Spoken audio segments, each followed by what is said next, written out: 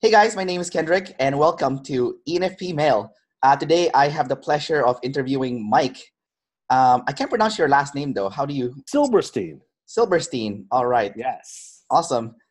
So Mike, welcome and pleasure to talk to you. It's great to be here. Thank you for inviting me.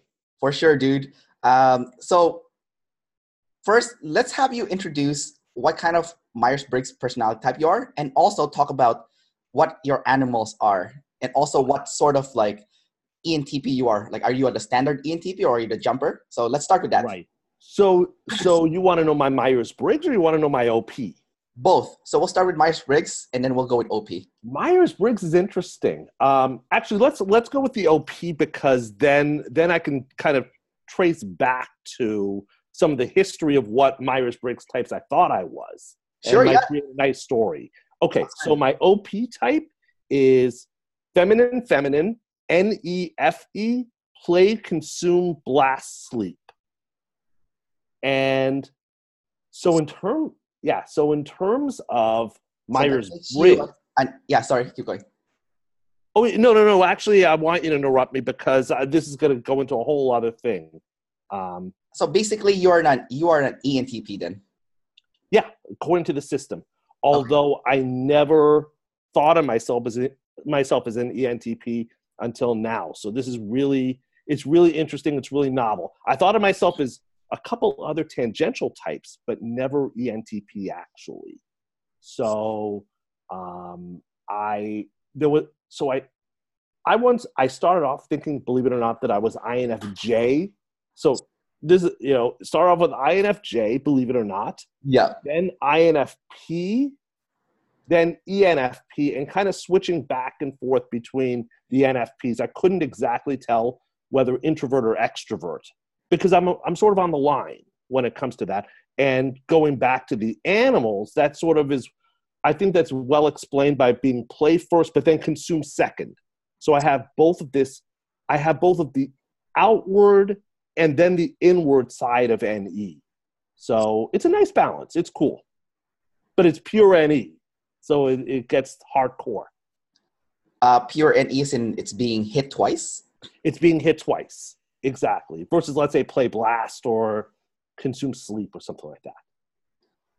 So basically, you are not the standard ENTP. You are the jumper type, right? That's right. And that's one of the reasons why I never ever thought of myself as an ENTP. It just was never something that really came to mind. But I did think there were times when I thought that I could have been on the FETI axis. And I think that plays very much into this. I feel like because I'm a jumper, they never the Myers-Briggs never had a good description for me. I related very well to the ENFP and even the INFP as being an NFP type, but then it turns out that I'm more FE than FI, which I didn't totally realize. Although, if I consider the way that I use the feeling function, it actually relates more to I relate more to using extroverted feeling in a way. It's more like resonating with the outside world and being able to connect with that outside world, making connections with others, having these outward feelings rather than a little bit more than inner values. Like there's a bit of a ranking difference between the two. And I noticed that I thought that I was more like outward feelings. So it's interesting that I have this extroverted intuition, but then also the extroverted feeling going on. So now, because you're double feminine, that means your FE, your extroverted feeling is feminine. Correct. And it also means your introverted sensing is also feminine. Correct. So I do have two questions here for you. So let's go with the first one first. Let's roll. The first one is because you have masculine TI, does that mean you have a pretty good understanding of yourself just as a result of having that masculine TI, even though it's a demon? Yeah, great question. I think the fact that I have it third rather than fourth, if it was like the last demon, it would be harder to kind of grab onto that to a certain degree. But because I have a third, that makes me a double decider. So I switch between my FE and my TI pretty reasonably well. And that I do feel like I know myself to a certain degree. I think once I get all the background, all the stuff in front of me out of the way, and I can kind of isolate myself. So that's a bit of sleep there. If I can get kind of into that quieter space, it allows me to get more into that, just to know myself, to get a little more introspective and a little bit more focused on what I like, what I need, and it changes the game quite a bit. Versus clearly being a 100% extrovert NEFE. So it adds more of that internal knowledge. It seems to me that someone that has, let's say, masculine, so even if it's a demon, the fact that someone has a masculine FI or TI makes them have more self-awareness than someone that has a feminine FI TI if it's a demon. And so you know how Dave and Shan always talks about how if you're a double decider, then it's kind of like a 60-40 kind of ratio, right? Like 60%. Right. So for, in your case, 60% tribe and then 40% self. But it seems to me that just like after interviewing like other op members that if you have masculine identity and you're a double decider, so even though it's a demon, it's actually closer to 45% and then 55% for the tribe. And that's just my observation. I think that's a reasonable assessment. I mean, when Dave and Shannon, gave me my feedback of the video that I sent in, they actually said that I kind of know myself, my TI very well. That I have a half decent not understanding, but utilization of TI, and yeah, I find that to be true. That I do know myself. I think also being in my 40s, so I think that makes a difference also. Having enough life experience, knowing what I like, almost having a library of things that I can go to that access what I like. So I guess that plays into sleep a little bit. Interesting. But You're processing right now? I am. That's how I work, actually. That's totally how I work. When Dave and Shannon really predicted that if you have sleep last, a great way to handle it is to talk it out, to kind of deal with, to just speak out anything. And what's great is when you speak to yourself, there's no audience. So you could say whatever the hell you want, but then you listen to what you're saying. And often what I do is I record that. So recently I've gone to the mode of recording my introspections, my back and forth speaking to myself. I do it in my car as I drive, and it's helped me a lot. I replay it, and it kind of gets me thinking, okay, what is underneath all of just the style of thinking, the style of processing information? How does that really operate in me? I've learned a lot that way. It's really cool.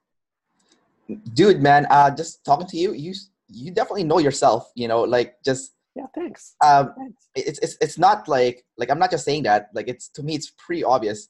So let me ask you. I'm an honorary DI. Who knew? Yeah.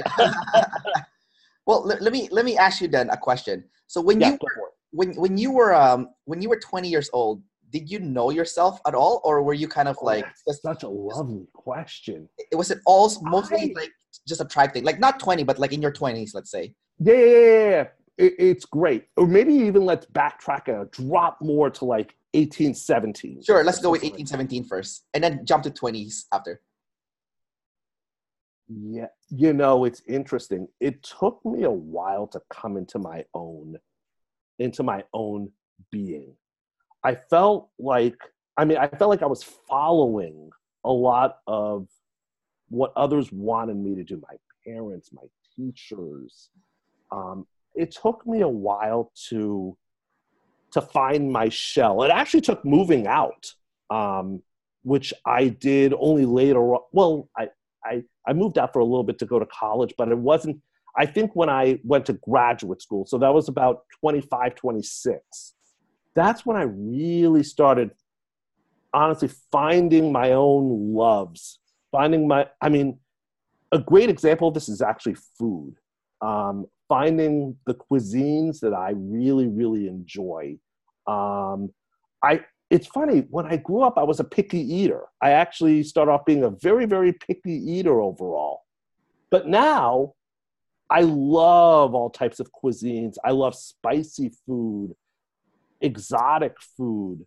So I've kind of found myself as time went on. So at first, I think it did take time for me to kind of learn about what I like. And, it took getting away from the distractions and from the demands of other people to really kind of find my groove to a certain degree.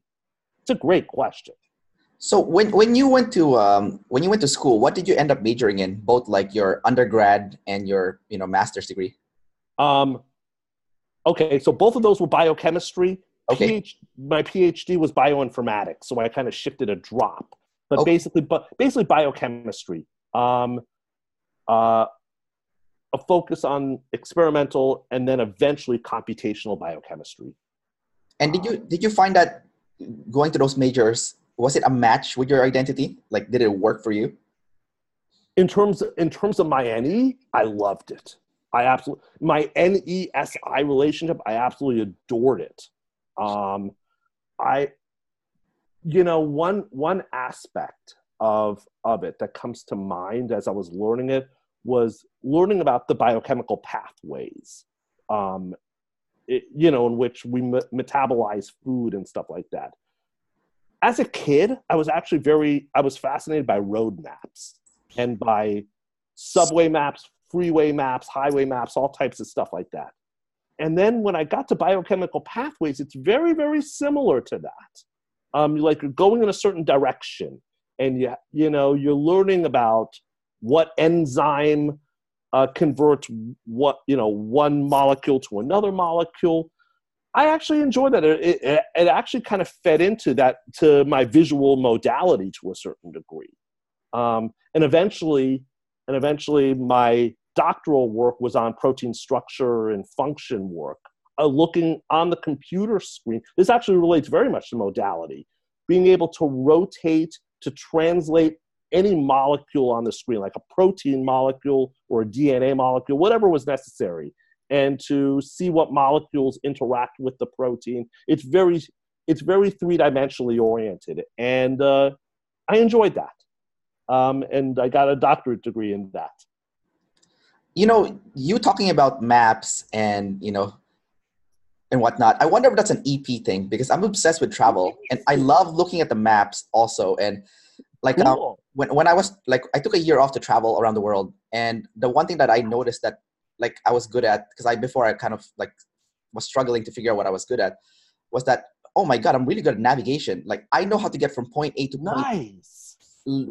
and I can see it just felt like it was a natural talent. So I wonder if that's an EP thing, because it seems like you're not using it in a sense of like an actual map, but you're using it as a map for the molecules and whatnot that you're talking about. But it seems like you have that natural ability to navigate. Okay, let's fine tune this a drop. I'm curious, what are your, have you been typed yet by them, or have you been typed by Dave yet, or not yet? I haven't been formally typed, but they agree that's fine. But they do think I'm an ENFP. And also when I was in college. Modalities? Do you know your modalities? I'm MF. I'm audio kinesthetic. Oh, interesting. Yes. So we kind of get into the audio, which was what I thought for a while that I was MF rather than FF. But then I recently spoke with Shannon, and she said she kind of feels comfortable that I actually do masculine NE, feminine SI. So that begs the question, going back to what you were saying before about whether it is an EP issue. It might be. It definitely to explore, to go beyond the realms of where you are to larger realms and to build your universe. That's very EP. or very at least NE. Yeah, that sounds like an anything, making that web, like of connections. Totally. And Totally. so what's it like to have masculine NE? Because I have feminine NE. So like, I'm kind of curious what masculine NE Right. is like.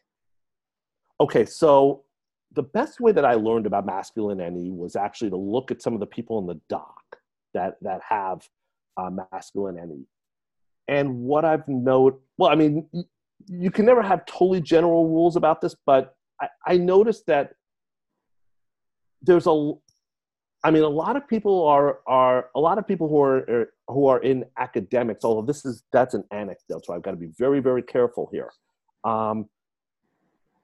It's like they speak with some level of confidence about the theory.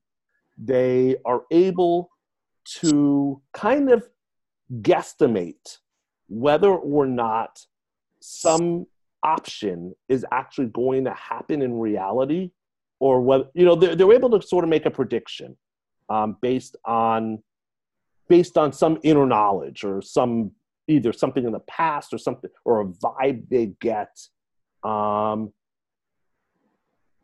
It's kind of being able to tap into just the possibilities that are in there, but really to have a sense of what might be that one option that might just be the one. They're open to both. They're open to, all the possibilities going. They don't really shut one out unless they're unhealthy or something like that, and they want to just focus on one. I'm just thinking, it's interesting. I'm actually all right, sleep. I'm doing sleep now. I'm watching myself talk. Yeah. I get caught in these tangents, and I can kind of go with the tangent. It's funny how they described it as like pushing the blocks over in a chaotic way. I didn't realize that I was that chaotic. But I guess I am kind of steering the conversation. I'm going from tangent to tangent to tangent. And I think that is part of, I don't know how different feminine NE is in this regard. So I'd love to hear your insights about this, if there's a difference or a similarity. But this active switching of direction, and even chasing whatever my intuition is kind of telling me that I should chase, I end up chasing. It's like a compulsion, kind of. It's very weird. Yeah, but anyway, so that's kind of what it's like. I mean, one person who's let me say one more thing. So one person who is my exact type is Joseph Campbell, and I've listened to Joseph Campbell give lectures about this. Also, Jordan Peterson's another person, and it's like they will just go gung-ho on the one area that they are talking about. They're very hyper-focused on it. And it's almost like speaking with a little bit of a force on the theory itself. So that might be what's going on here. It's interesting that it's feminine, that the sensory is feminine and the NE is masculine, which means that there will be a greater force in that theory. So it's interesting that it kind of pops up that way. All right. So I guess two things. Number one, because there's such force in a theory, you almost disrespect the facts that you organize. So if someone calls you out on like your theory and say, can you back it up with some facts? You might just be like, because maybe you didn't take the time to organize those facts, right? I didn't take the time to organize them. No, so it's interesting. So here's where I thought I was MF, in the sense of I feel like I want to respect the facts, because the facts make up the theory. Without no facts, no theory. Like, you have to kind of build. But maybe I'm not prioritizing the organization. So I think you have a very good point there. Yeah. Yeah, there's some. Yeah. Oh, sorry to cut you off. No, go for it. Go for it. So I kind of just want to talk about like what feminine NE feels like from someone that uses feminine NE. So basically, I do see the theories Yeah. that you also see. Like I'll see the theories, I'll see the web, like the connections and stuff. But there's almost like, I wouldn't say it's an uncertainty, but I want to confirm my findings. So I'm not going to use the NE and just force feed it on people. I'll talk about it kind of like in a gentle way, kind of to see what like the tribe will say about it. And then I will kind of combine what the tribe says about it and also with the facts that I've gathered, because I do have masculine SI. So even though it's weak, I do gather it. I do write it down. Right, of course. I do organize it. So I use the tribe and my facts, and I look at my theory, and I was like, okay, let's look at the facts. Looking at the tribes, like, has this worked for other people? Like, has this theory worked for other people? And if the answer is yes, okay, like this theory is correct. And then I'll back it up with facts, right? Like, so I'll give you an example. So I'm very big into travel, so I'm a travel blogger. But I'm not just that's like my thing. I have a travel blog, and Nice. But anyhow, so it's not just travel that I like. I like every aspect of it. Like I like the business aspect of it too. Like like I know that you can invest in foreign countries, and it's actually better to invest in foreign countries than, let's say, like back here in North America. You live in the U.S. I live in Canada. But I can't. I probably assume that real estate there is not that cheap, right? It's probably on the pricey side. Right. So that's like a fair assessment. So looking at it from So looking at it from an investment point of view, like people would say, okay, one of the best ways for you to earn money from investments is to buy real estate and then go rent it out to someone, right? That's kind of like something that most people just kind of know about. Right. But then because I like traveling, I would think to myself, I'm like, maybe there's more opportunities if I were to invest overseas, because maybe my money will go further. Because let's say it costs you, $80,000 to go, for a down payment for, a property in the US or in Canada, you get one property, right? Well, like if I were to use that exact same money overseas, that $80,000 would have bought me two properties already, and it's 100% paid off. Now, it sounds very reasonable. Right.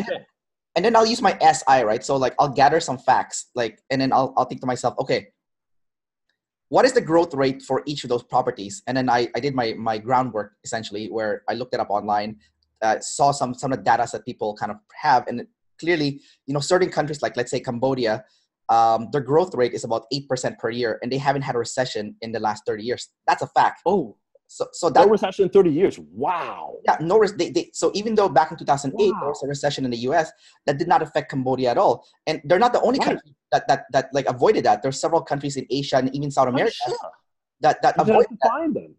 Right. So for me, like my theory was that there's more opportunities to make an investment overseas, and then when I organized the facts based on what I gathered, yes, there was like the numbers, match it. Yes, 9%, 8% growth rate every year. We don't have that in North America, right? No recession in the last 30 years. So the probability of, my investment going downhill is significantly much lower. It sounds like you went step by step to validate, your strong idea. You went step by step to validate it. Right. But I didn't push it to people, Jordan Peterson is kind of like chubby with his ideas, right? Right. But I didn't push it on people. I gathered all the facts first. And then when it came time to kind of like talking to people about it, and then people would, obviously they'll challenge your idea, right? So when they start challenging my idea, then I start using my masculine SI to kind of back up my beautiful. And that's why I punch people in the face with like the SI, right? That's really good to punch someone. I mean, because that's earthy, that's grounded, it's real. Yeah.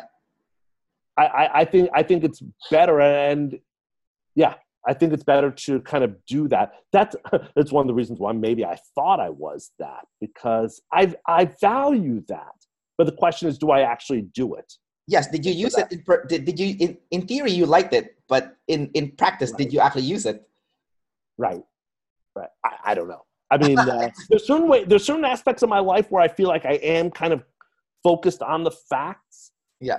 But I don't know. Maybe it's not as much of a theme. Maybe if you had to pick one or the other, it still is more hardline theory versus the other way. I don't know.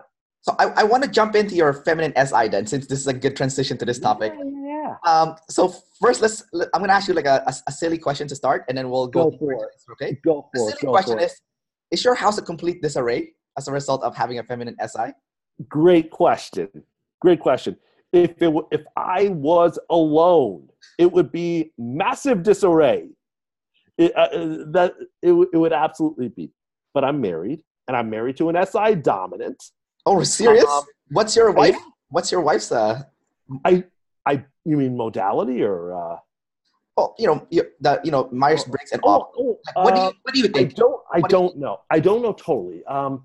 SI Dom, I could actually state a case for any of the four deciders. My feeling. What does your gut tell you? Let's just go with I feel like she's on the FITE axis. So I feel like she's on your axis, not my axis. So she's either like an INFP or INFP then, I guess? INFP has a strong SI also, right? If they're a jumper. Let me think. I was thinking like an ISTJ. I was thinking like an ISTJ. You think your wife's, so she's not very future oriented then? She lives kind of like. Oh no, she's not future oriented. It's me. Right. So you're almost all right. So let me paint a picture. Unfortunately, I'm right now not doing science, so I can't totally use that example, but I'll use the example from 10 years ago when I was totally doing science and when I graduated with it.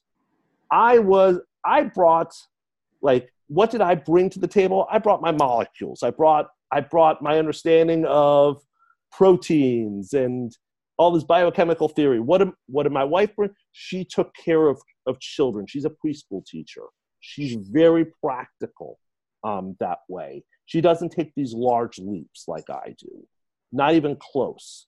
And she, she'll hold me accountable to certain things like, Mike, maybe let's clean up this area, or we have to do the bill. Actually, with the bills, sometimes I'm the one that drives it. It depends.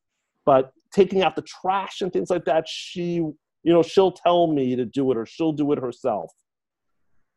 It's tricky because I feel like sometimes, like, I used to think, oh, I should do what I like and she should do what she likes.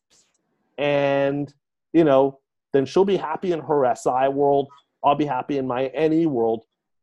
But we know that that's not the path towards growth.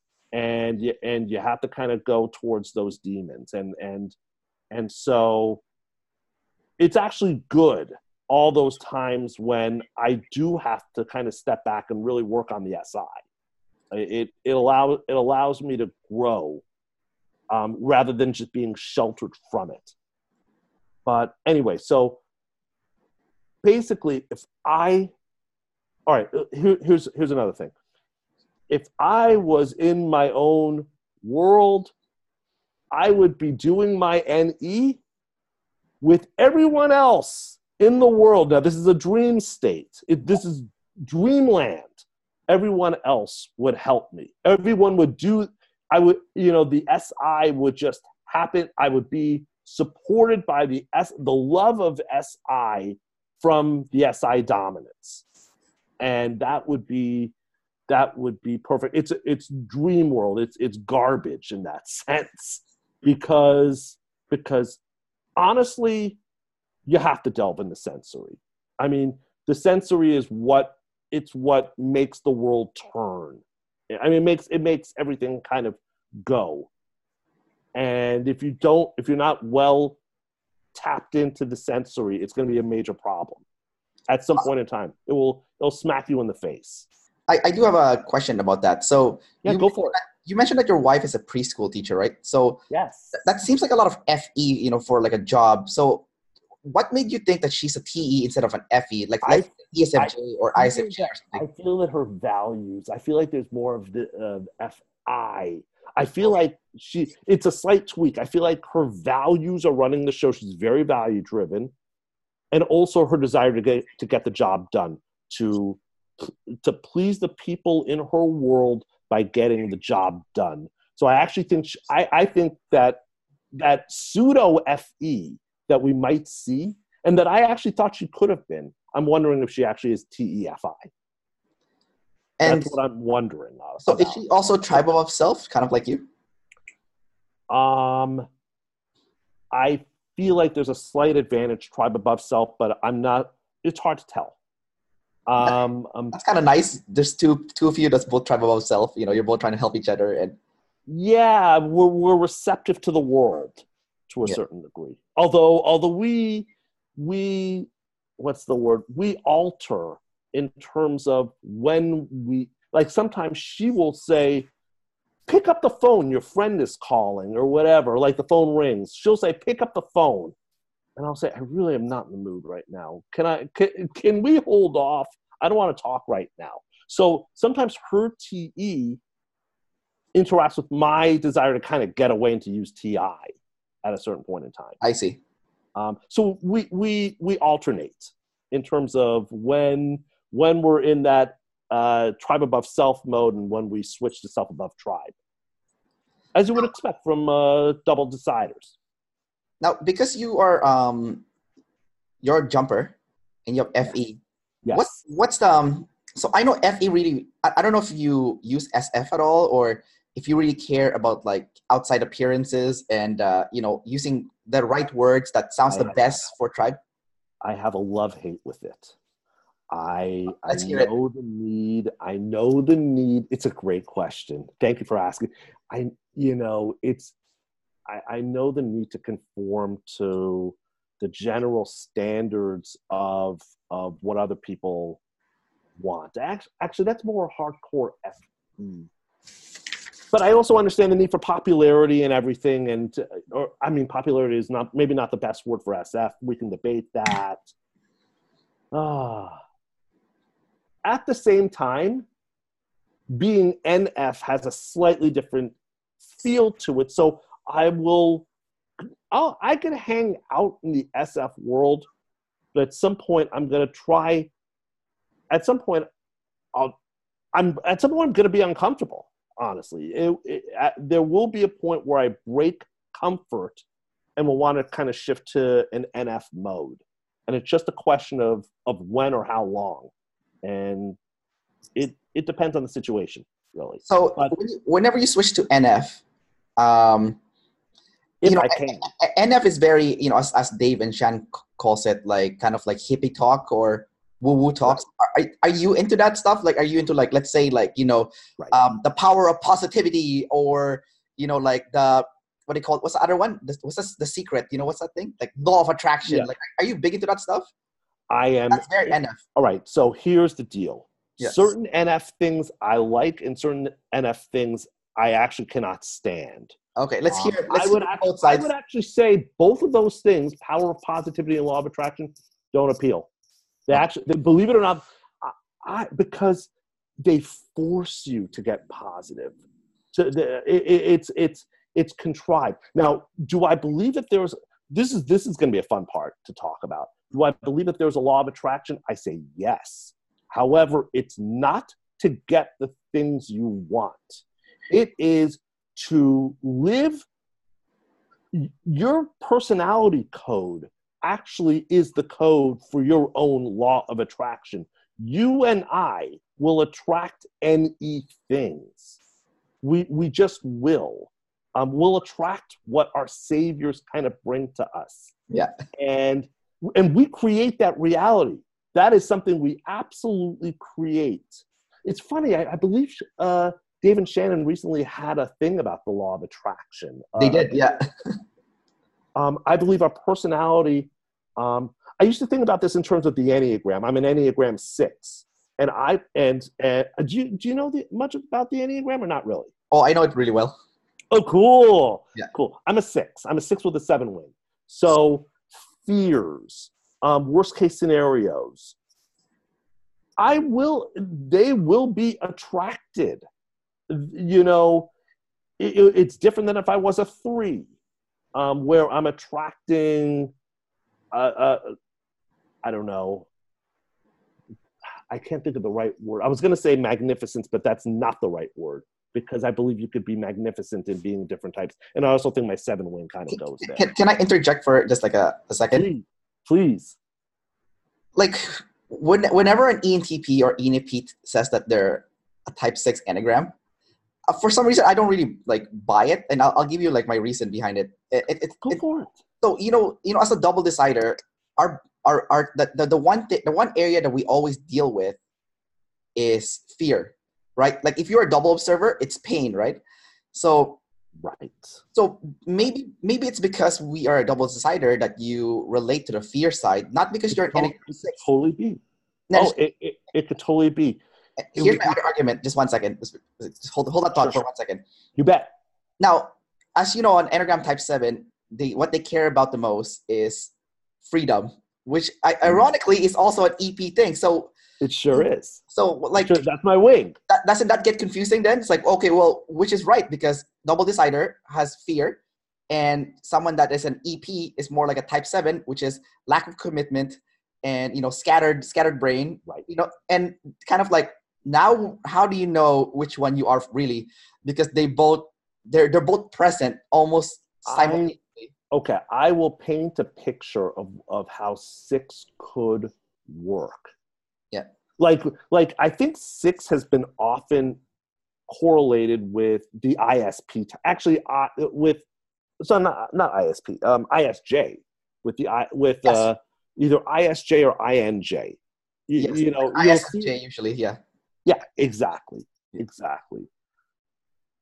That is one type of 6 who is kind of really paranoid about, not paranoid, bad choice of word, that will not try to move forward on something out of fear that something bad is going to happen. So risk averse, very risk averse. There is also another type of 6, which I think fits me better as a scanner. Someone that scans for different things in the environment, and tries to make them okay. So it's kind of like using NE to scan, but SI to troubleshoot. And also, I mean, maybe that also has to do with the wing of, being a 6 wing, a 5 wing or a 7 wing. A 7 wing has more of the scattered quality, while the 5 wing goes in.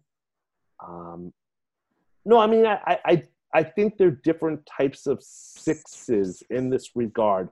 At the same time, maybe it does point to double decider. Maybe it does kind of shunt itself right into the Myers-Briggs system. And what I do like is that when you look at the Enneagram, it does talk about it in terms of childhood traumas. Yes, it does. Right. And those can be pretty rock solid. Yeah. In terms of how they affect us. I think one thing that would be really cool for OP would be to kind of get to what life is, what the childhood traumas could be if you have a certain function. It may not be obvious. I don't know if there's a direct correlation or something, but maybe that's something that could be worked on in the future. I don't know. So when I was going to college, I remember I took this course. I took a psychology course, and they showed us. I still vividly remember this. They showed us like a pie on the overhead projector screen, and the pie had it was divided into 3 pies, and they said that those 3 pies is actually the makeup of your personality type. And so basically 1/3 of it is Myers-Briggs. So they actually said it in the class that 1/3 of your personality is Myers-Briggs, and chances are it's genetics. Like you got it from somewhere in your parents or grandparents, but you got it from someone along your ancestry line. Okay. Now the other 1/3 is your environment. So like, who you spend time with. Like, have you heard of saying you're the average of the 5 people you're closest to? So right. It's kind of like that saying, right? Like if your friends are rich, then you're probably rich. If they're overweight, probably overweight. And you can kind of guess why. Now, the last 1/3 is the most interesting one because it's your relationship with your parents growing up. And the personality type of system that most correlates with that is the Enneagram, because the Enneagram always talks about childhood trauma. Object relations. Exactly. Yeah. Childhood trauma, object relations. Yes. Totally. And yes. I wouldn't be surprised if someone does like the Enneagram version of OP one day, because I think it's needed. I think it's so important. Yeah. Oh, so right now, your thought is it's separate. or Well, is it? I don't think it's 100% separate. I think there is a correlation. That's why when I was asking you about you being a type 6, that's why it's very confusing, because there's such a fine line in the middle, right? Like, what makes you a 6 wing 7, not a 7 wing 6? You know what I mean? Because Right. like, I think it's a childhood trauma. I think it's the stuff. If you look at Riso and Hudson's levels of development, there is like a path that is described for each of the types. There's a trajectory, and I fit the 6 trajectory more than I fit the 7. Although the chaos of the 7, it does make it tricky. well, let me ask you that question then. So, Yeah. what was that trial? So, I read a book before all about like all the different childhood traumas that, like, the different Enneagram experience, right? So, as a 6, what was that childhood trauma that made you a 6? Because I'm a type 7 Enneagram, and I can tell you exactly what the childhood trauma was that made me a 7. Right. And if I can tell you. I can use an example if you want, but if you can go first. Are you sure? Yeah. Go for it. Go for it. Yeah. So for me, I mean, I was kind of a sheltered kid to start off. My very overprotected. So initially my parents actually thought, or the doctors actually thought that I actually had some disorder like Tay-Sachs disease type of thing. They had a bit of a scare. And what happened there was a little bit of a self-protection, a sheltering going on. So that's one aspect of this. The other aspect was, I remember my parents telling me, just keep your eyes open for whatever danger is around you. Don't tunnel vision too much. Don't get caught into yourself too much. Keep your eyes open and monitor. And so part of the 6th thing that I do is I'm actually monitoring what, I'm monitoring just for okayness and for lack of danger. Do you think that's more of an environment thing? Because that's your parents telling you that stuff. So that's an external. It's totally possible, right? Yeah. So if you look at just what's in my noggin, yeah, I think that's an EP noggin. Yeah, no, of course. You can quote me on that. Yeah. No, it's obvious you're an EP, but like, right. Yeah, I wonder. It could be that this interacted with the environment, and that created some shifts. Absolutely. Okay. And and then religion. My religion is very SI. Judaism, it has a bit of an SI feel to it. So all these things could play into it. Absolutely.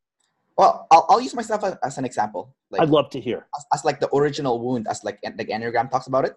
Yes. So I still remember this very vividly. So my mother is an ISFJ, and she's extremely self-above tribe. Gotcha. My father was a businessman, also an ENFP, very driven guy, but was never home. I still remember vividly when I was 3 years old, I was trying to go to my mom's room, but my mom's locked the door because she doesn't want to see anybody, and she just wants to spend time by herself watching TV because she's all about self-above tribe, right? She doesn't want to deal with me or anyone else. It's just her in her own world, right? I get it. Now, at that moment, I felt like locked out from my parental figure, and at that point on, I kind of felt like this deep sadness, but also like another realization.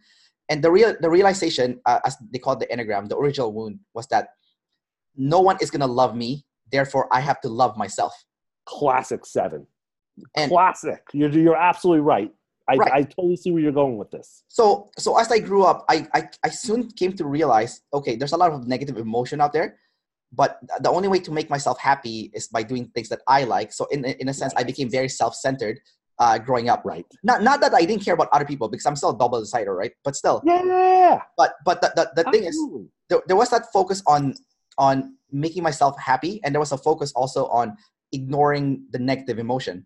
So it wasn't until I was in my mid-20s where I realized, when I actually started studying all this, Enneagram and the Myers-Briggs and now up, Right. was that for me to become a balanced 7, I actually need to dive deep into the dark side, which I've actually done the last few years. And actually, it's really weird because once you dive into the dark side, you actually start building a relationship with it. And I'm actually okay with the dark side now. Of course, the shadow work. Define dark side. What do you mean exactly by your dark side? Well, I'm not talking about the shadow functions per se, but I'm more talking about like the negative emotions, because like I used to live in the upper half of the, like this, let's say this is the spectrum of emotion, right? So I used to only live in the upper half. If I went a little bit to the below, I would force myself to go up.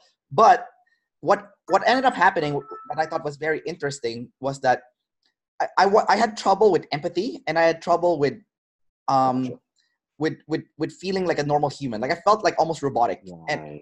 And I think that the reason why was because I was denying like half the emotion that I had, which was the negative. Were you repressing it?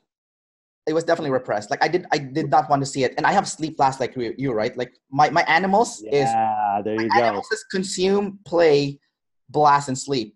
Yep. So, that's probably the closest one to my own without being a jumper. So it makes sense. So when I finally took the time to jump into the dark side, when I started dating and when I started, just moving out on my own, and I still remember vividly, I had a job in 100% sales commission. And if I didn't make a sale by Friday, I would not have enough money to pay my rent and I would be evicted, or I would not have money for food. And at the same time, I was dealing with a lot of relationship issues with my girlfriend. And at the same time, like I was having issues with my parents. So a lot of like, kind of like tidal waves was hitting me at the same time. Right. But it forced me to go to sleep, to use the sleep function, kind of like to go deep inside me, process all this negative emotion that I've been kind of repressing inside. Wow. And I think it was like the first time in my life where like I remember I was dealing with such like negative emotion with my girlfriend that I actually started crying just from deep sadness, right? And there was like a point in my life where like there was like a year or two where I would cry. I never cry, so it was weird for me that like it wasn't until I was like later on when I was much older that it wasn't because I started dating my girlfriend that I started tapping into that negative emotion again, and I started crying when I felt really sad about like the thought of me and my girlfriend breaking up and just all the bad stuff that happened between us. But then I felt human. Like it was right. It was such a like a weird like relief, like I was catharsis. It was like a catharsis. Yeah. Like I felt like now this is what normal feels like. Now I can empathize with other people. Now I can connect with other people at such a deep level because I know how to feel. I've gone through hardship. I've felt deep sadness, and I would have never gone through that if I never went to the dark side. But I think it all started with the Enneagram, because if I didn't know I had to jump to the dark side, I wouldn't have been open into jumping in there. I would have kept trying to protect that inner core, that vulnerable core that we all have inside. If I never read that book with the Enneagram saying, hey, you know what, you're living in just half the emotional world. You cannot ignore the dark side. There is a dark side in life, and you need to plunge deep in it. And if you want to feel like a normal human being, you need to accept the whole range.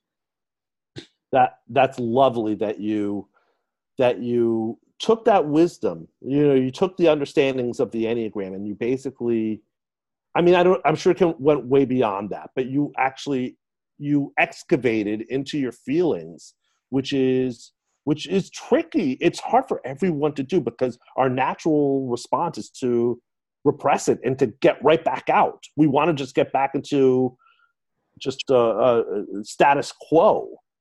I applaud you. I think it's lovely that you really went deeper with that. Oh, thank you. Yeah, absolutely. And I could see why you love OP. I think this is, because OP has the same spirit.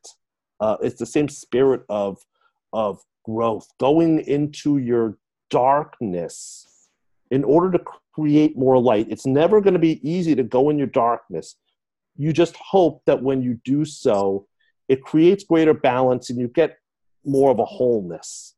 And I think that's great that we both and all of us are doing this. Yeah, for sure. Like, the op is definitely a game changer for many of us, to develop ourselves further. Right.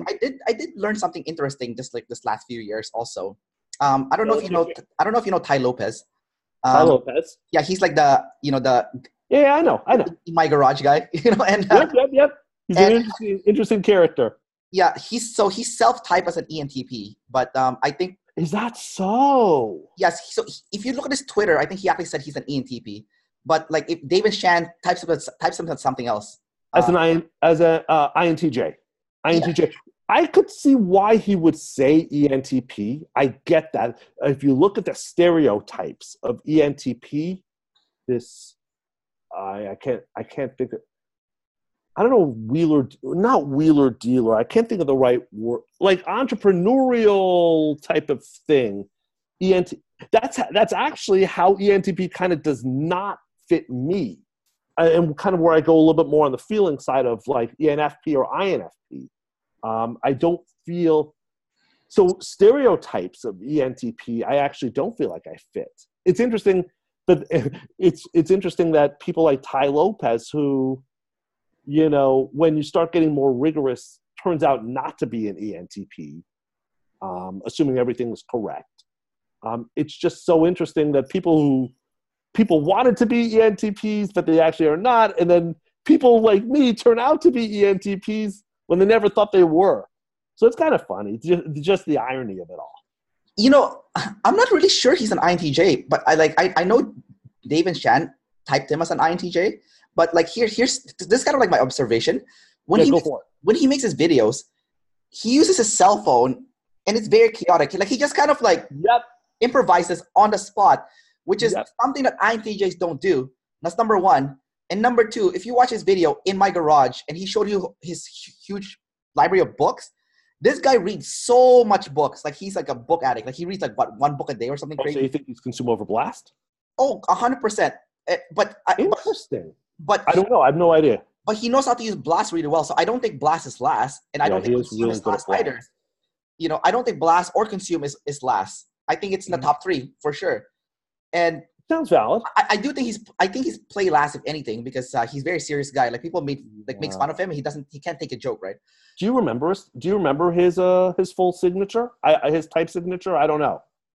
What do you mean type signature? All the animals, just the whole OP. I don't remember the OP one, to be honest, but like okay. I don't either. They never released a video of him typing Ty Lopez, which I think they should. Yeah, maybe they need to. Yeah, that's something. They put his animals in type there, but they didn't do a video like analyzing him. Yeah, exactly. But anyways, back to Ty Lopez. So he said something in one of his videos that like really resonated with me, and I've kind of been using that system ever since he talked about it. So he said that he changed his market niche to 25 and under. He only sells his products and services to people. A lot of people do. And he said the reason why is because he said that after you turn 25, your mind is no longer as open as it was before 25. You're now not as susceptible to new information. Which is true. As much as I am trying day after day to fight that, it's absolutely true. But he said there is a hack around it. That if you're over 25, you can still be open to new information. And David Shan talks about this all the time. Maybe I know the hack. And David Shan talked about it already. And what is it? Pretty much, remember David Shan said the only time you can kind of get into someone and like explain to them how they can change their life and improve themselves is after going through a massive tidal wave. And the main reason why is because when a tidal wave hits you really hard, you get traumatized. And the moment you're traumatized, you're now seeking for answers. Yes. So Dave and Shannon have mentioned this many, many times that they love the people like myself because things were easy when I was going through graduate school and when I did fine. And then I did not get the science job I was looking for, and things changed course quite dramatically. But Dave and Shannon like people like that because they've been through their darkness. They've gone through a bit of a dark night of the soul, and by going through that darkness, there's just an opened awareness they have to go to the other side. They have to understand the other side. And it's actually easier for people like us who have intuition first, because the sensory world is all around us. Can't avoid that sensory world. And so guess what? We've got to get better at it. There's just no other way. So I'm going to go ask you a question about this in just a moment. But before I Sure. Before I ask you a question about this, I'd like to go back to Tai Lopez again. So yeah, please. Tai Lopez said that after 25, the only way you can learn new information and accept new ideas is to purposely traumatize yourself. And was it Batman? I think they use an example of going to a Chinese torture chamber or something like that. Well, I mean, I'm not sure the example that they use, but let's say for us, I know. Yeah, let's say for us, like one thing that traumatized me was, for example, I get a lot of EJ hate, for example. Like a lot of my close friends who are EJs, they tend to hate on me because I'm using my because I'm using my FI to kind of like pursue my own passion and dreams, right? I see. Okay, gotcha. But for them, what's the most important thing is to follow that linear path in life where, like, you're going to be socially accepted as a result of like following this path. So if you deviate from this path, you're no longer socially acceptable and you're now doing weird things, which is very anti-FE, especially if you're FE dominant. You're like FE first. You're just like what the fuck are you doing? Like, how can you go against from the norm? Yeah, how can you go against the social norms, which is very FE, right? But for me, I was like, okay, if I put out like if I start working on something that is very anti-FE or very anti the norm or linear path, what kind of reaction would I get from other people? And would I be able to get more work done as a result of being traumatized? Well, let's go try this. So I started, smart. Like I have my blog and I talk about controversial topics. I have a YouTube channel on travel and I have a YouTube channel now that's ENFP mail stuff. And once in a while I'll put in a controversial topic in there. And I know for a fact I'm gonna get tribe tidal waves when I do put the content. But right, I know one that has a bit of a tidal wave there. Yeah, like recently I had one, but yeah, I know, yeah, which is great, which is good because hey, ENFPs need to know to feel that it, by the way, I love introverted intuitives. I love the way that they think and everything. Yeah. But it's also good. I think it's good for both sides to be empowered. That they have an amazing superpower here, whether it's introverted intuition or extroverted intuition. But I know the video that you're talking about. So and I think it's cool. So you know that we're both EPs, right? And one of the weaknesses of EP is SI, which is discipline, right? So I found like a kind of like a double hack. So if you purposely traumatize yourself, you become triggered, and when you become triggered, you're more likely to take action. So when you take action, then you can crank out more contents as a result. So that's kind of like what I did, like for me personally, to kind of like access blast better, and to also use introvert sensing, or not introvert sensing, to use introvert sensing and also to use sleep better. But I wanted to ask you actually about tidal waves, because we both have introvert sensing, and now you do have tribe above self. So I want to start first with your biggest tidal wave that you could possibly have, which is control. So do you absolutely hate it when someone tries to tell you what to do? Like someone controls you and I totally don't want it. Restricts you. Now, have you had a big SI tidal waves in the last several years of your life? Is there one that you clearly remember that you can talk about? I mean, the one obvious thing was that, at one point I was on an academic route and it was kind of going a certain way, and I thought that was going to lead to positions in science and kind of going, and then somehow I don't completely understand the chain of events totally, but basically things changed. I mean, the train went off the tracks for what it's worth. But I don't know if that's an SI thing though. So I'm going to be a little careful about that. Let me add something a little bit that I just noticed about you since we started this interview. Please. You always say things like, I don't understand the chain of events, or like, I don't remember. And is that like a feminine SI thing? Like lack of like reflecting back into the past and look at the detailed sequence of events that happened to you? I think it's more uncertain. No, I think it's uncertainty. I think it actually pops into being. I think it's actually being a 6, but I could be wrong. Okay. It's this. It's like certain areas I feel mastery, and then other areas there's just this. I think often I feel an uncertainty. I'll start off with a lot of uncertainty. So here's what happens. I start off with a lot of uncertainty about something, and then I will pound the uncertainty to a certain degree. Or I could avoid it. I could just repress it, avoid it, and it stays uncertain. Or I pound it, and eventually it can turn into mastery. There was a time when I knew nothing about Myers-Briggs. There's a time when we're blank slates and we don't know anything, and we're naive about stuff. And then slowly but surely, learning. I think learning, inquiring, discovering, doing all that lovely NE stuff. You become a detective to your own life and to reality, and you learn more and more things through just pinging them and just applying, just cross-referencing things. I don't know, stuff like that. All that NE jazz, really. Stuff like that, that's very like NE talk. Stuff like that, exactly. Yeah, generality. like that, yeah. Generality. Okay. Right, and it's very hard for me to get to the specifics. It's very hard. And this is where people like my wife, they kill me because, they pound on me because I don't get to the specifics. And yes. I talk roundabouts. Yes. And it's great to talk roundabout, but sometimes you have to hit the target. Well, that's part of the problem, not hitting the target. Well, that's why I was asking you for a specific right now, like a specific example. I suck at that. I absolutely suck. Or naming 3 specifics, like making a list of 3 specifics. Oh God, it's hard. It's always been hard. Okay.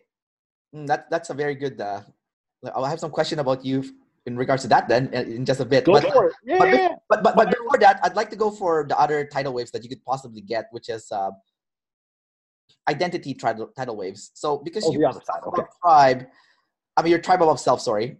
Have you ever had like an identity crisis, like even a minor one, sometime in your life? Or was that something that you've always kind of, it hasn't never been a problem? Of course, I've definitely felt identity crises. Again, picking the specific one. Okay. Take your time, man. But this is the problem with NE.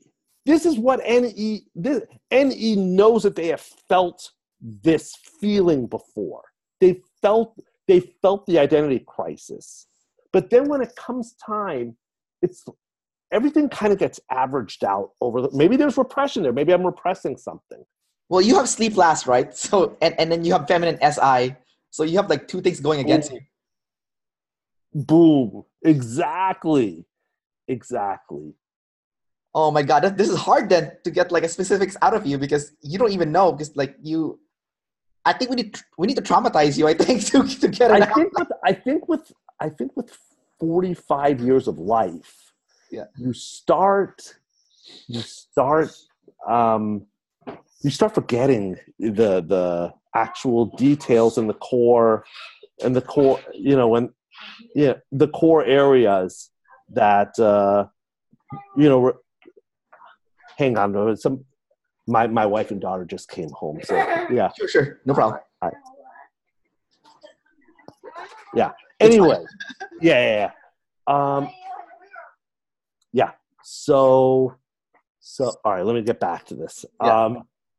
Yeah. You have so many experiences in life that they start blending into each other. And, it feels more qualitative. NE is a realm of the qualitative. Like, I could be wrong about that, but it's like you kind of feel this general sense that you've felt it. But then you can't exactly track down when did you exactly feel that identity crisis. I felt it with respects to religion. I felt it with respects to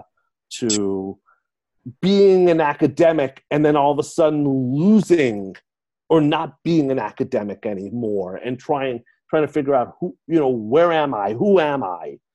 I felt that identity crisis when I was following other, when I was about like 18 years old or younger or whatever, when I was following everyone and being good to everyone else, but then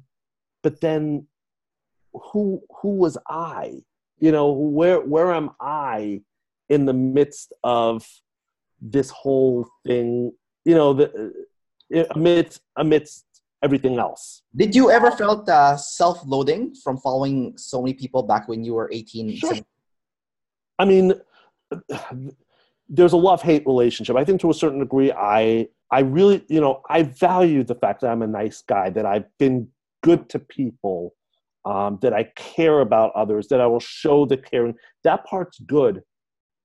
But I will loathe myself also when it goes beyond. Everything in moderation. So I like it in moderation, but the moment it goes beyond the moderation, it's bad. I mean, it's too much. Yeah. Okay, let's go switch gears a little bit. Go for it. I want to talk about your lead play. Yeah. So I'll kind of like use myself as an example, and then we'll kind of go back to you. So you can describe it. So we have a little bit of a contrast. Right. I consume first. So in the morning, I don't like talking to people. I like to stay in my bed and start reading things or listen to a podcast or watching videos. And it's not like my girlfriend's lead play. She's an ENFP like me.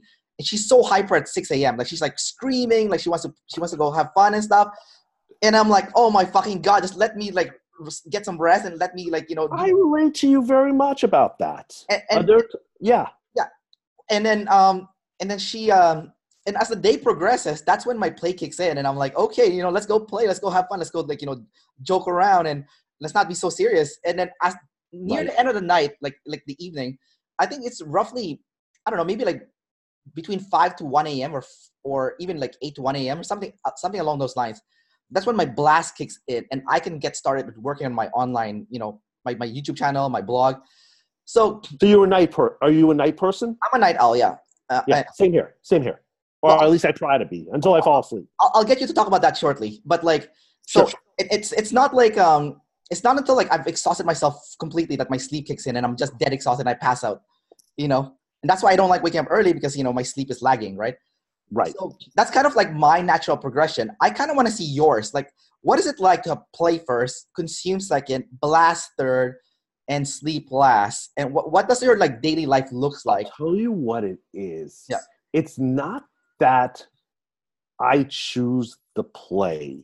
Yeah. It's that the play chooses me. This is very important here. Wow. Okay. Let's hear that. This might have to do with feminine FE or some. Yeah. The play is choosing me. I use my eyes to watch what does the environment need. Actually, it's not so clear cut because at some point I have to leave. I have to leave and I have to start doing what I do during the day and to get going with my day. Yeah. So it's, again, my family just got home, so I'm a little distracted. Help me out. I just lost my train of thought. Oh no, we're talking about what does lead play like for you? Yeah.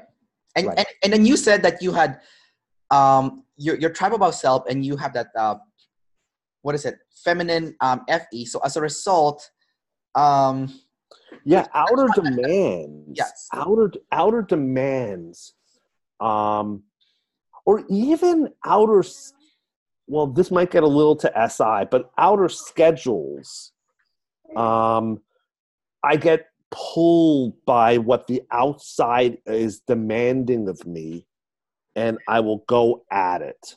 I'm very response ready. Again, type 6 does that too. So that's a type 6 thing, but it's very responsive to environmental signals and how to kind of deal with that. So it's almost like my play is pulled by the demands of the environment, but I'm also pushing. There are certainly times when I am, dictating the pace. It's a bit of both, but but it is intriguing that I'm kind of reminded more by the pull of outer scenarios to kind of get me going.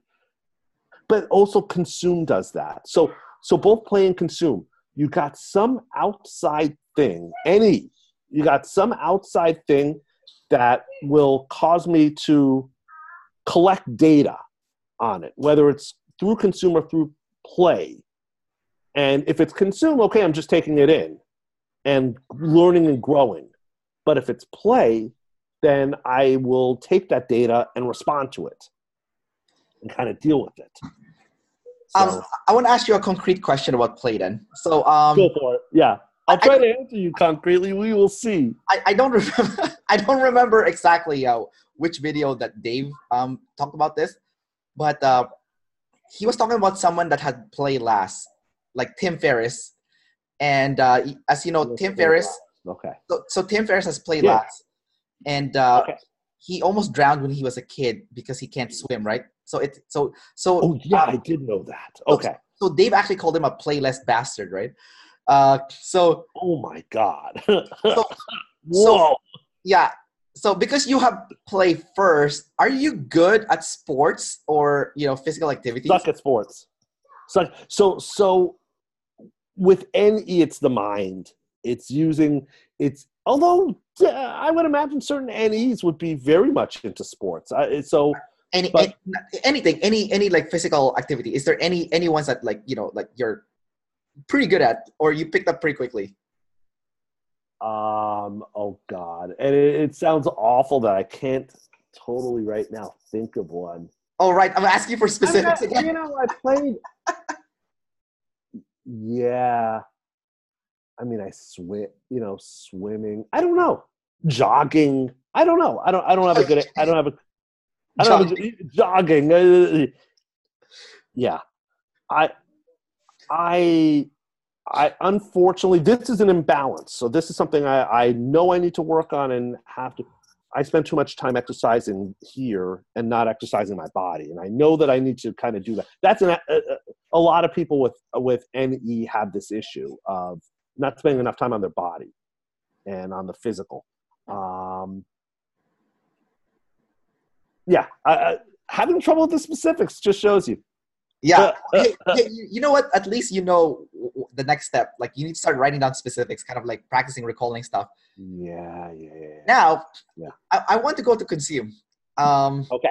That's my next question for you. Sure. So in one of Dave's very old school, Dave Superpowers videos, like this was before the op stuff. Like, when he first launched it, like I think it was 6 years ago or 5 years ago. Right. He was talking about the difference between, I think, ENFP and ENTP. And I remember that video. Yeah, like the Mythbuster guy. I remember. Yeah. So when you're consuming things for yourself, for your TI, right?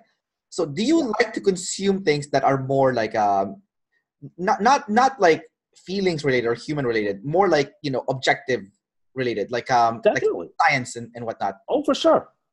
I mean, I that's a huge reason why I got into science because to understand the objective truth about the universe, right, and about to be able to understand to distill all the phenomena in the universe to basic laws and theories, laws, just to really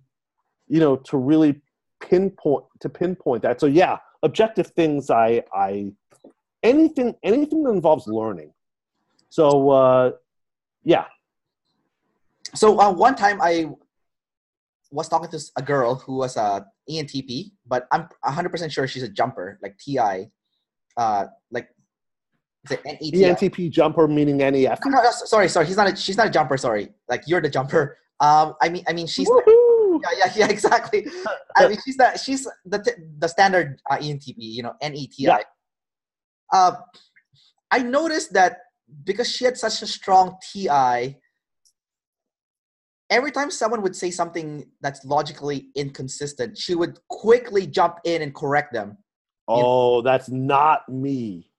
But let me ask you, do you see those logical inconsistencies when people... I do. I can when I know a subject. So typology. when I know a subject and when I know something really well, I could see where the logic might be going the wrong way, and I might very well say something, or I could stay silent. But yeah, I'm aware of it. Let me ask you a question then. Again, back on SI and discipline. So people who tend to have good discipline are very good with money, and people who are EPs are known for squandering their money like quite. Are you good? Right. Are you good with money, or are you more like? Oh, I want to answer you on. So this is my NE. I almost want to answer you on the discipline question, but Sure. Let's start with the discipline one then first. Because I think there are two questions here. Yeah. How does a guy? So I'm going to be frank. How does a guy go through all those years of education to get degree after degree after degree? Something right has to be going on, to discipline myself. I feel like I have a relationship to discipline. I don't know how different the relationship would be than for an SI Dom. That would be very, very interesting. Maybe it's more taking notes in detailed ways, or really tracking things that my sleeplessness kind of screws over. But you know what it is? It's like a conscientiousness for me. Like, I know that if I kind of slack off, and this is a type 6 issue also, if I slack off, I feel like I'm going to fly off the planet. I'm going to be off course for the rest of my life. And so it does keep me disciplined. It's almost like that fear is almost like what you were describing before by going into the darkness. In terms of kind of going into that shadow area and not wanting to go there. So you kind of learn, you compensate by being disciplined so that you don't mess up. Maybe that came from parental reinforcement. Maybe that was something that I just eventually took in with myself. But I feel like I do have discipline. I don't know how well it is. I think there are times when I can be really disciplined, and there are times when I could really slack off. And I'm aware of both sides. I was watching a video by Joe Rogan, and Joe Rogan said that he's not disciplined at all. The reason why he seems so disciplined is because he gets obsessed. So do you think you have discipline, or do you think you have obsessions? Because obsession can come across such a lovely question.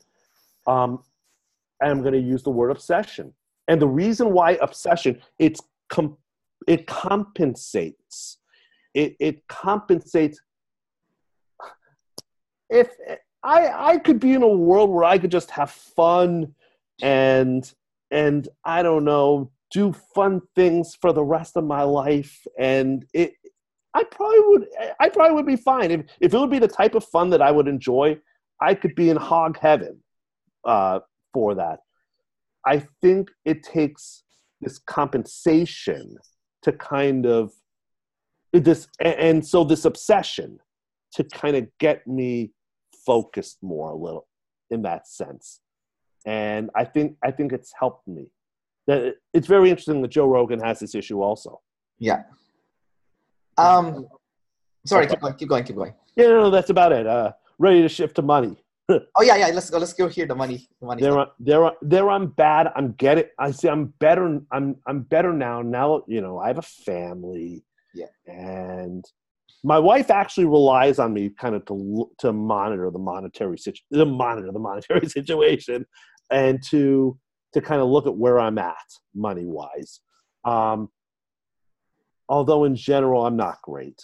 I'm not. I mean, in terms of investments and all that, I'm not that great at it. I keep things almost too simple because, ironically, my parents are hugely into investments.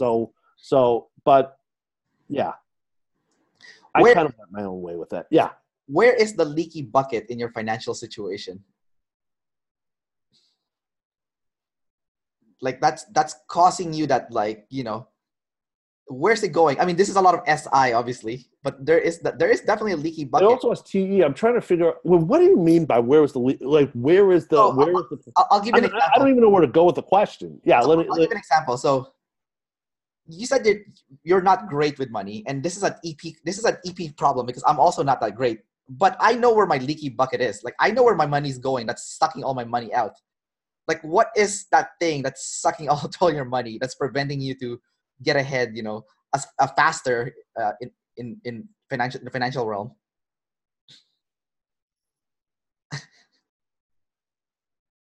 I mean, it's more honestly, I hate to bring this in a totally different direction, but it honestly is having a position, a job that or maybe it just means I need to work anywhere. Although I do certain side gigs that help me, but I mean having a steady position that utilizes my skills and talents. That has been a nightmare for me to you know. It's been very hard just putting things on resumes that have been working, that translatable skills from my scientific stuff. I thought it was going to be very easy for me that, okay, they would see, he has a PhD degree and he's done good stuff. So he can, he's very employable. It's been the opposite. They're looking for very specific skills, and what the academic world views as skills and what the industrial world views as skills, they often are slightly shifted from each other, and that has hurt me tremendously. Are you going into the industrial world right now, or are you going into academic? None of the above, because nothing has worked. Oh, yeah, I'm not doing right now the career that I want to be doing. I see. Yeah, without getting much farther, I almost don't want to go into this. Sure, no problem. Yeah. Yeah.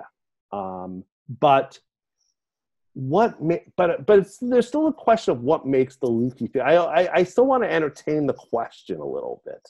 What makes the leaky? I mean, we all kind of put certain funds towards the things we enjoy, the hobbies, and just all the passions we have, and so money is going to be shunted out that way. Is it a lot of money? I don't know. I think everyone kind of has certain areas that they kind of focus in on to a certain degree. I don't know if I'm extreme there, to be completely honest. Do you keep a budget of like all your exact spendings? No. There you go. Low SI. Oh, I suck at budgets. Yeah. and tracking down, itemizing. Boom, boom, boom. By the way, I thought that I was masculine SI as a demon for that exact reason, because that is the biggest killer for me. Just tracking down in a hardcore way. But apparently, I guess you could still be feminine SI and still have this problem.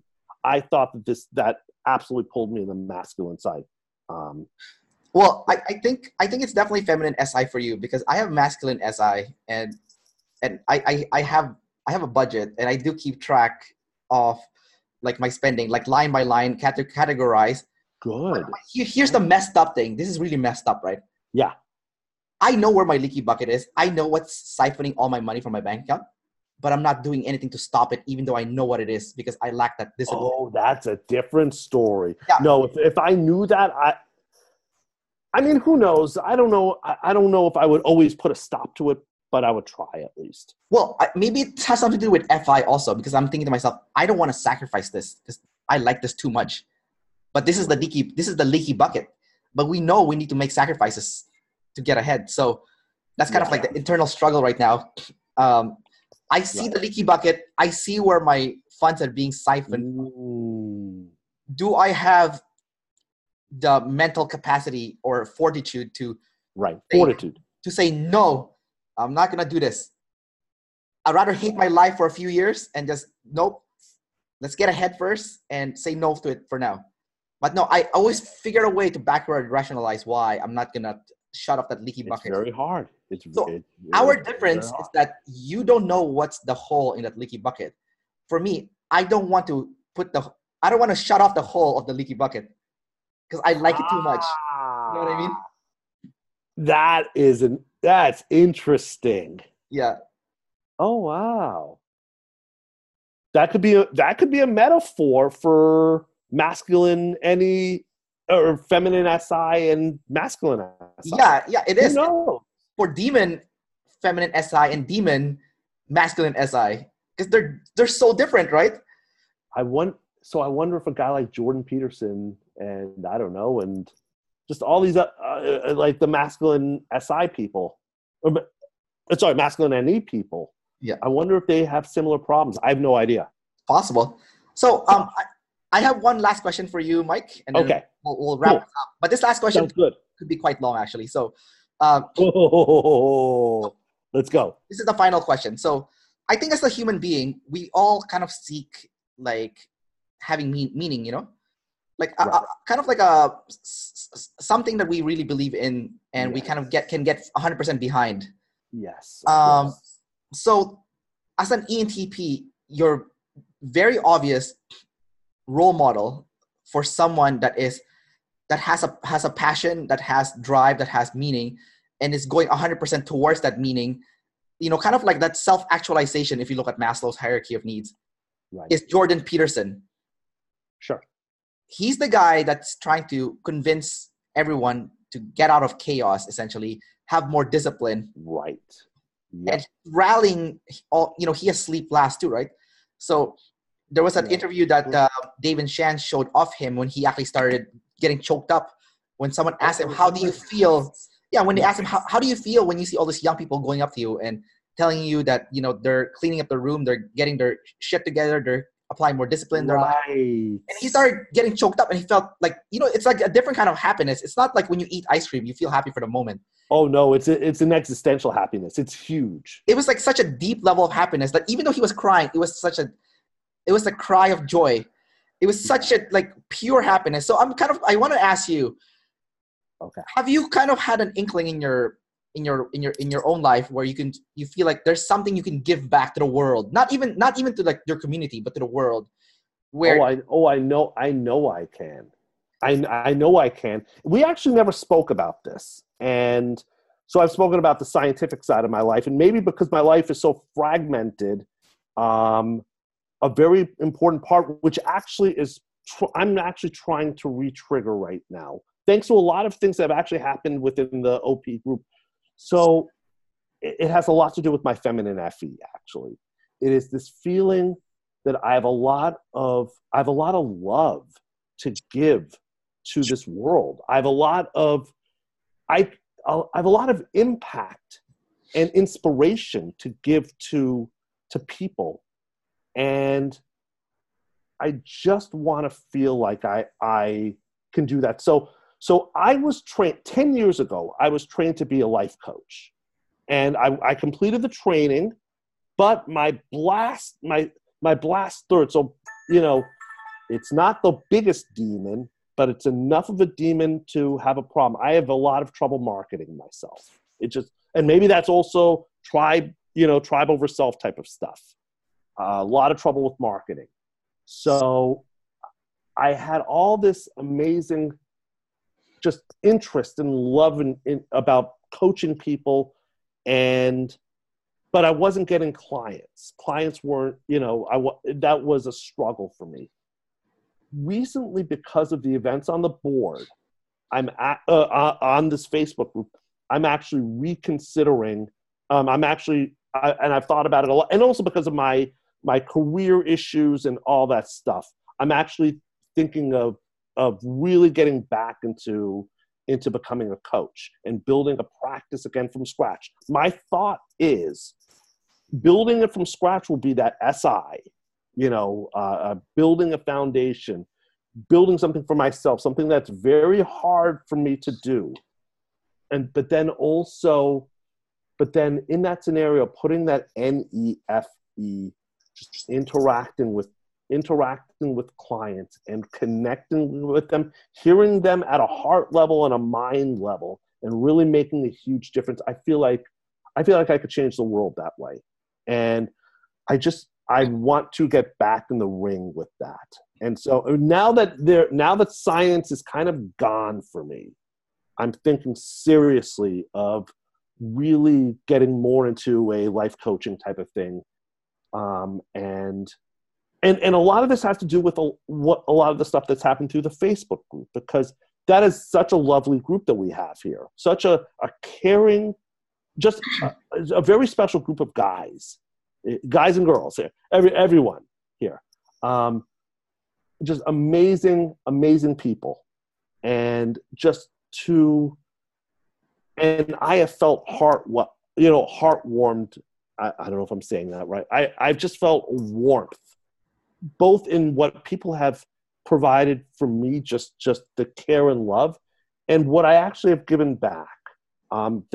It's really tapped into that natural feminine FE side that I feel like maybe that is the way to really maximize my impact as a human being, just to make a difference one person at a time, but just to really, to coach people on personality stuff, coach people on anything that's happening in their lives, just to troubleshoot with them, to go on an emotional level, whatever. So I believe that is something my NE wants to think big, that, I need to change the world by changing the world, and to be so grand. But no, it's one person at a time. It's impacting you, and it's impacting all the people that I speak with. And I feel like now that I know that FE is that savior, I really want to make that, to make that difference in other people's lives, to touch their lives just in the most genuine way. And that's, so I don't know if that was your question. I actually don't even know if that was your question, but we're talking about inspiring and gaining meaning. I gain meaning. That's one way I gain meaning. I gain meaning through a million different ways. NE will gain meaning through a million different ways, especially with your, NF meaning, just all types of stuff.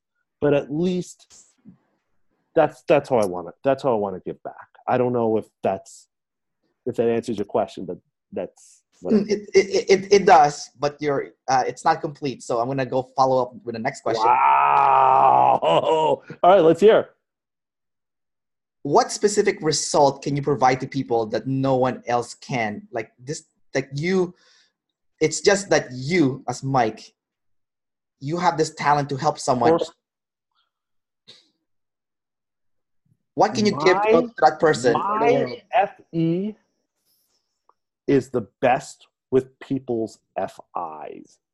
That's what I've noticed. People, when they share their authentic self and they're heartfelt, I feel like I could match that with compassion, with love, just with really wanting to help and guide. I think there are a lot of FE people that focus more on the FE, keep things upbeat, keep things happy. That's actually not me. I do to a certain degree. It's funny. After later on tonight, I'm doing karaoke, ironically, and yeah, I'm gonna be upbeat. And I'm crazy. I'm a maniac on the karaoke stage. I'm an absolute maniac. That's a whole other story for a whole other time. Maybe you'll have to interview me again for that.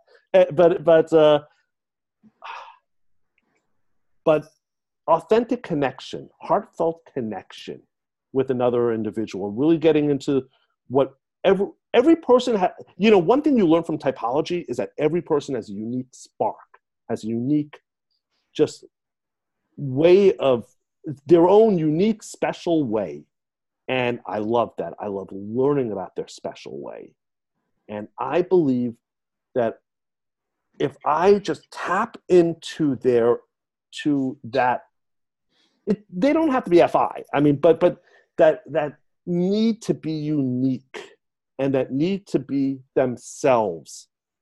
And I really tap into that.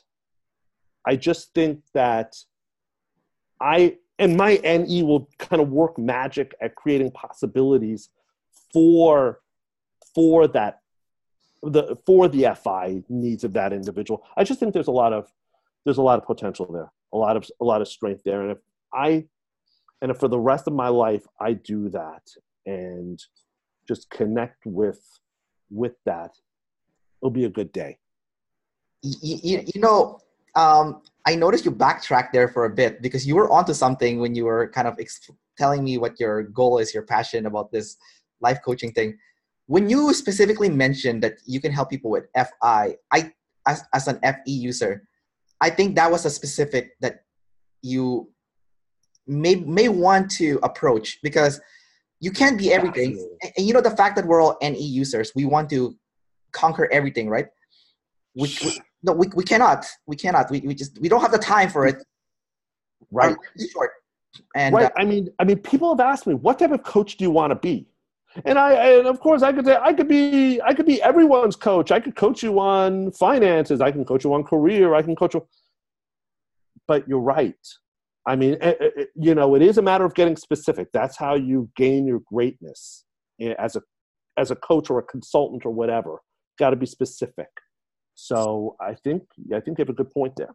Well, I think we've almost narrowed it down for you because now you have kind of like your pitch. You can say, I am the best coach for FI user. And people are like, oh my God, what's that? Wow.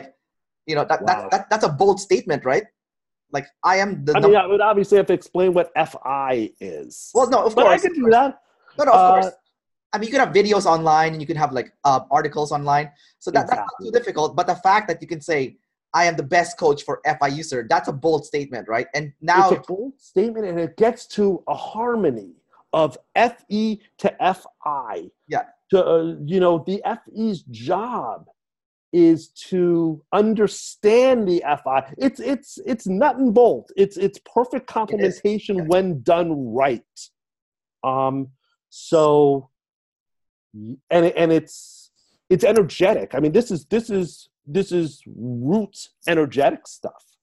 So yeah, I mean, you have a good point. Well, I mean, I'm taking that to heart. That's sleep energy, baby. Well, I mean, just look at our conversation right now. It's super dynamic, right? Like it's been lovely. And we've spoken about everything. I mean, and we could talk about a hell of a lot more, I bet. Well, the NE is definitely for that. But hell yeah. Now, the next question they'll ask you is like, oh my God, there's more. No, we're not finished yet. Now, you said you are the best coach for FI user. The best. What kind of result can you give to the FI user? What love. Is it? Well, it's more than love. It's not love. It is being empowered in their own unique spark to this universe. Everyone's got a unique thing. It's my job with the NE and FE to understand that uniqueness. What if they have feminine FI and they don't know themselves? Oh, Jesus Christ. Now we're getting the feminine or masculine. Just the masculine FI will probably listen to you and be like, okay, I get what you're saying. It makes sense. And I need to listen to you in order for me to learn this other stuff. One growing edge for me is to do things that are a little bit more of structuring things for the client. Yeah. And I think kind of doing some sort of values clarification or something like that. Yeah. Wise thing to kind of get into. My problem is I always like to solve problems on the fly. Yeah. Rather than using some structured tool. Although the structured tools can be amazing. So I think just something, creating some way for the client to really tap into his or her values. I think that would be very, very valuable, very important. And then from those values, probably, wouldn't you say that someone with FI would a feminine FI? I mean, I don't know for sure, would kind of know what he or she likes or wants. I don't know. No. Okay. Well, then we explore. Then we explore, and that's a lot of fun. It's a lot of fun to tap into. Yeah. That's interesting. That's fascinating about being self above tribe, but still not having a vague notion of the self. You're Yes. right. It's a unique territory of typology, really, where you could. Yeah. So then you get into explorations and tools and stuff that I've got to figure out, but I think would help a lot of people. Yeah. All right, Mike.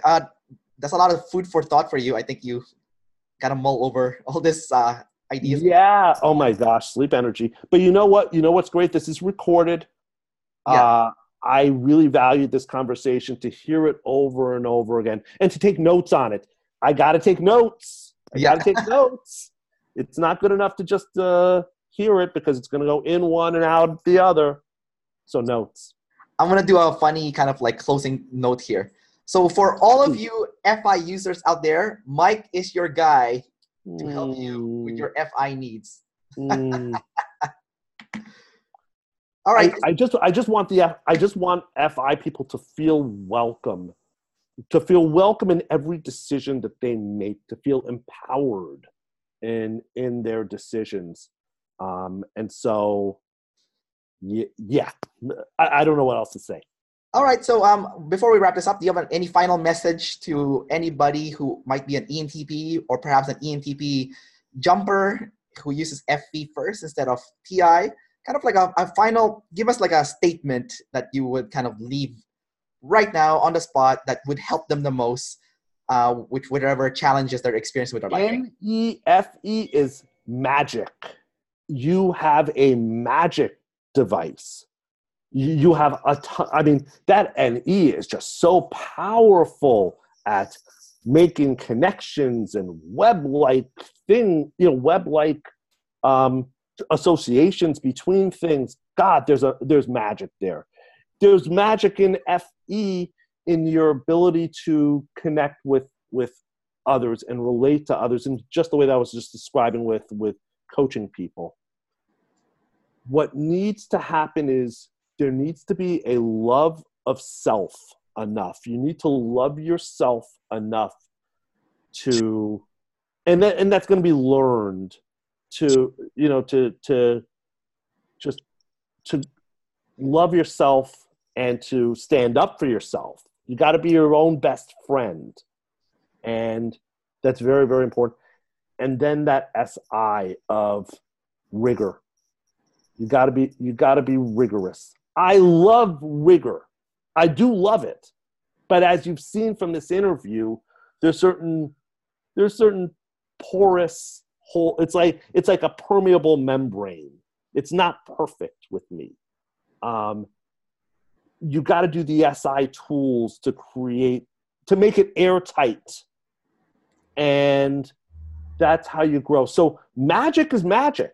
And it's a superpower thing. But then you got to take care of yourself, and you got to do the discipline. You got to do the deed. Seal that SI hole.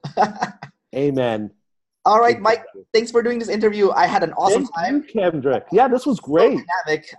Just absolutely love every minute of it. Big time dynamic.